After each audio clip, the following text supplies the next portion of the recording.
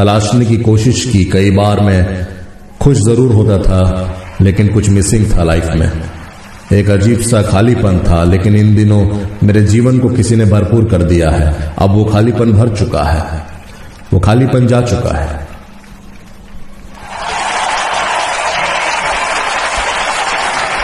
मैं यह स्वीकार करना चाहता हूं कि सबके लिए मैं कुछ रहा हूं, लेकिन मैं उसके बिना कुछ भी नहीं हूं।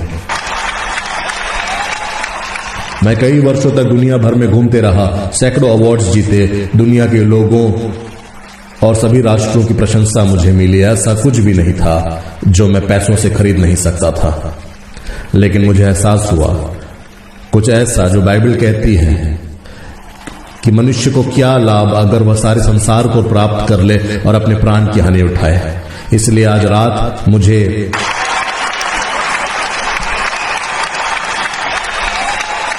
पूरी दुनिया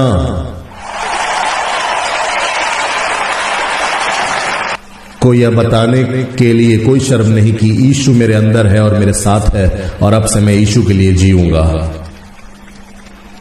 बाइबल कहती है कि जो प्रभु को पब्लिक के सामने स्वीकार करेगा, प्रभु भी उसे पिता और स्वर्गदूतों के सामने स्वीकार करेगा।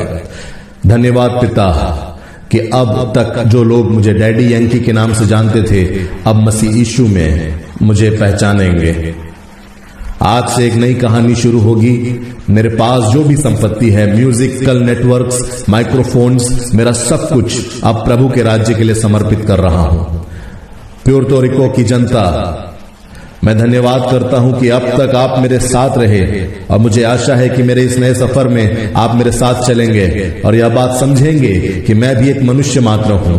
इसलिए मुझे फॉलो मत करो, पर प्रभु यीशु मसीह को फॉलो करो। वही मार्ग, सत्य और जीवन है। यीशु मसीह आपसे प्यार करते हैं और वह वापस आ रहा है। प्रभु यीशु मसीह आ रहा है। आप सब यीशु के पीछे चलें, क्योंकि अब मैं अपना जीवन प्रभु यीशु मसीह को दे चुका हूं। वही मार्ग, सत्य और जीवन है। मेरे जीवन का स्वामी प्रभु यीशु मसीह है। आप अपने जीवन को प्रभु को सौंप दो। प्रभु आशीष दे। यीशु आपसे प्यार करते हैं और वापस आ रहे हैं। तो इस तरह से आपने देखा कि डैडी यंकी को वो सारी चीजें हासिल हुई जो इस दुनिया में सब लोग चाहते हैं।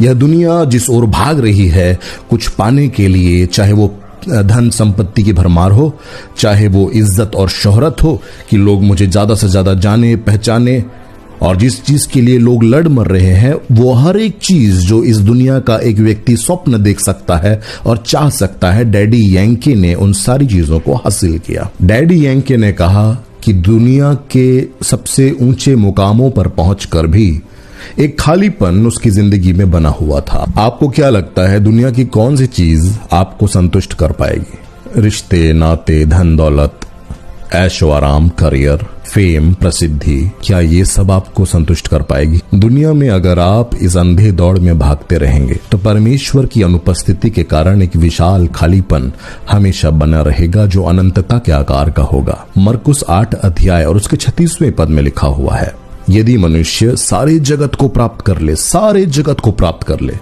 और अपने प्राण की हानि उठाए तो उसे क्या लाभ? लूका की किताब 12 अध्याय और उसके 8वें पद से 9वें पद में लिखा हुआ है, मैं तुमसे कहता हूं, जो कोई मनुष्यों के सामने मुझे मान लेगा, उसे मनुष्य का पुत्र भी परमेश्वर के स्वर्गदूतों के सामने मान लेगा।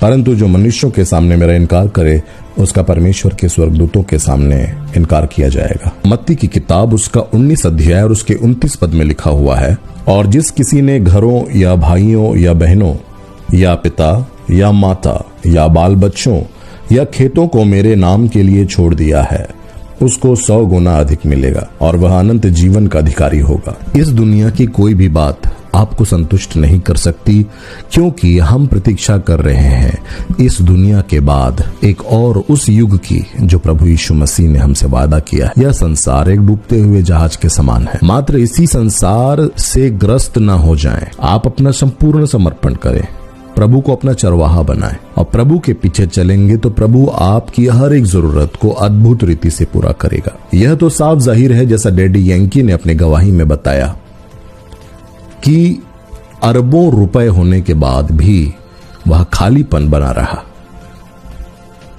Millions and millions of followers, होने के बाद भी वह खालीपन बना रहा। अब सवाल यह है कि हमारी जिंदगी का ऐसा कौन सा हिस्सा है जो हमने परमेश्वर को नहीं दिया है। डैडी यंकी अपनी ऊंचाइयों पर पहुंचकर